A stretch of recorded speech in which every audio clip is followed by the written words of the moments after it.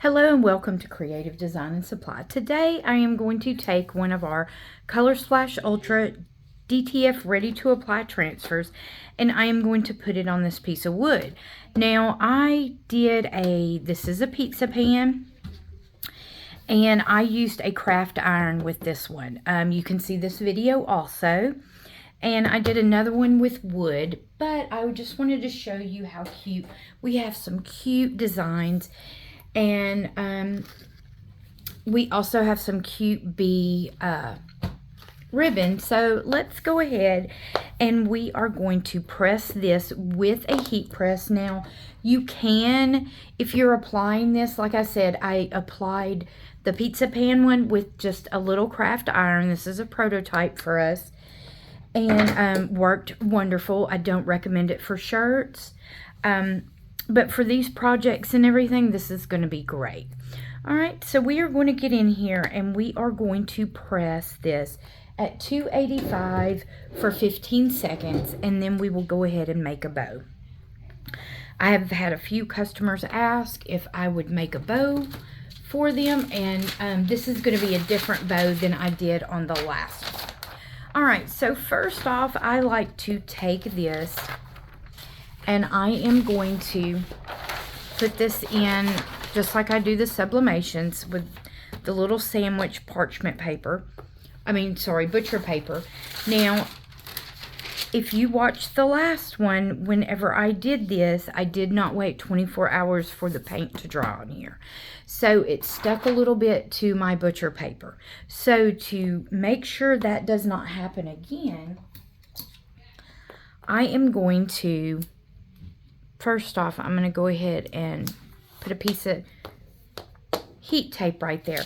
But then I am going to put parchment paper where the sides are exposed, so that way it does not stick to it and there's no more repainting or prepping another step. All right, so now I am going to move you over. All right, and I have my little sandwich here. And like I said, 285 for 15 seconds and we will peel this cold. All right, so just make sure my parchment paper is on the raw wood. Well, it's not raw, it's painted, but. All right. And now, okay, so that did work. The parchment paper held for the paint. All right, so now I am just going to move this over here and we are going to let this get completely cold before we pull the carrier sheet off. And for this transfer, I used a large, and this is under our bee category. This one is under our Bumblebee category, and it is named Bumblebee. How cute is that? Right. Oh, look at how detailed that looks. The black looks amazing on it, and the wings. Let's see. Now, I did a little bit of a splotchy painting on it and took a little bit of red, very tiny bit, and just kind of went around it to give it the same look as that. All right, so now I am going to go ahead and I'm going to press this one more time for 5 seconds, just like you would on a shirt. But I'm going to go ahead and I am going to use the same piece of parchment paper. All right. Now, this little piece of wood came from the Dollar Tree.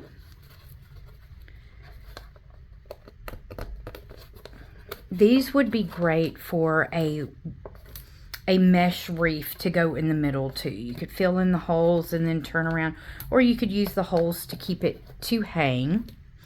All right, so now I am just going to take pieces that I want to use on this, and I'm going to make a bow and make a little bow in the middle. Now, I have a few different colors to work with. All right, so first off, I am going to get enough to make a bow. And we are going to make the little bow like this. All right. So it's not going to be a very big one. Well, I say that. And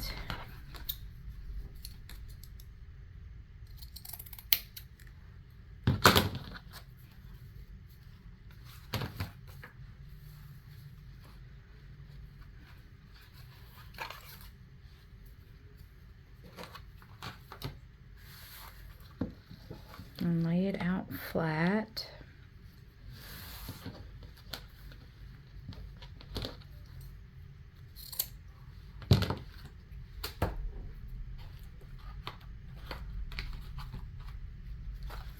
And I think I'm going to go ahead and lay this one in the middle and make the bigger bow and then make a little one.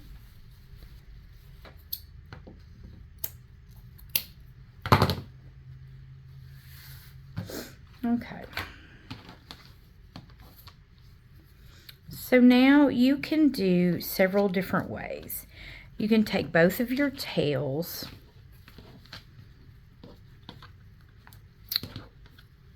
and you can bunch up like this and put your bow. I think that that's the way that I'm going to do this one. And if you want to, you can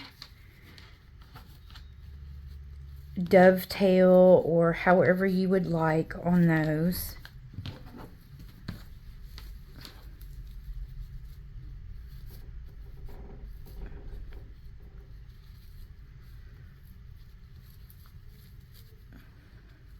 Because you don't want a too big of a bow to take away from that. Okay, so this is a very simple bow to make. You just want to make sure either if you are going to do a dovetail or no. And then I'm going to go ahead and put a bigger bow. Or not a bigger bow, but just one of the ones with the bees inside of it. Okay. Let's see. There we go. All right. Okay. So now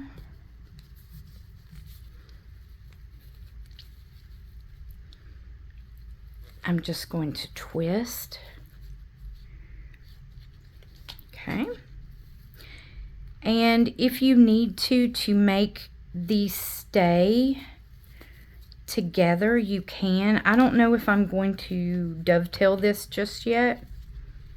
And the good thing about this is whenever you make a bow like this, you can take it back apart. If you don't like the way that it looks, you haven't done anything but cut about a 14, I would say. I think that's what it was. So now I am just going to take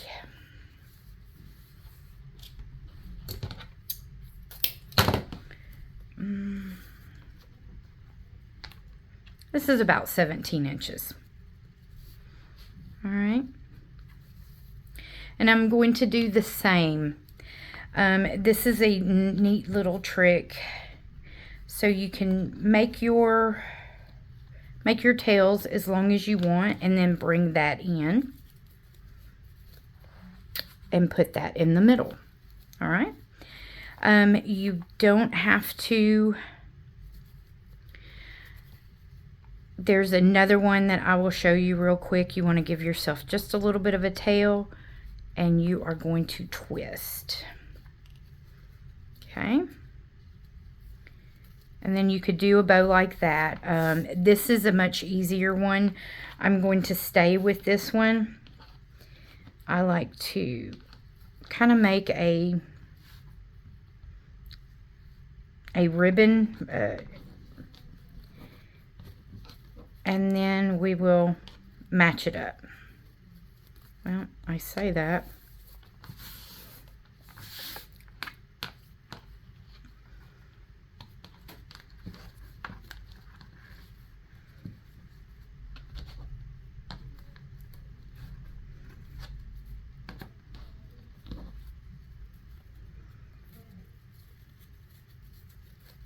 Okay.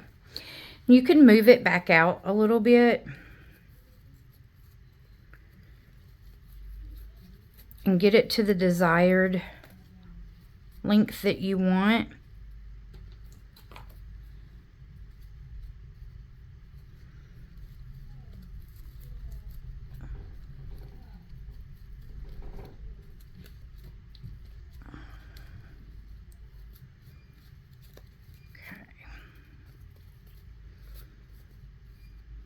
Still not sure if I'm going to dovetail and to make a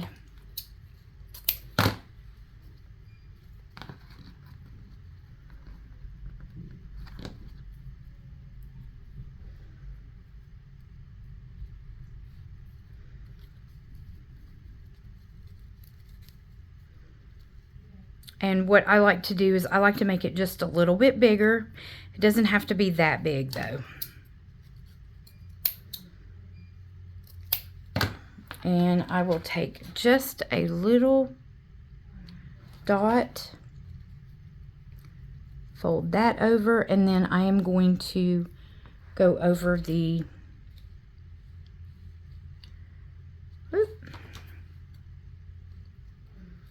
okay.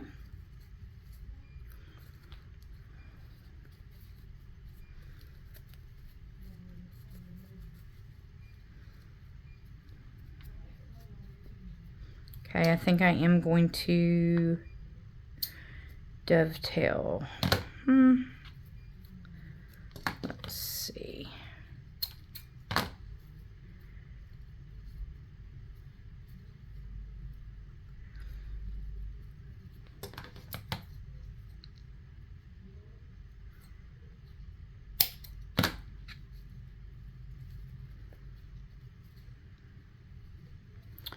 And then I'm going to, you can either wrap back around that bow or you can glue it on there.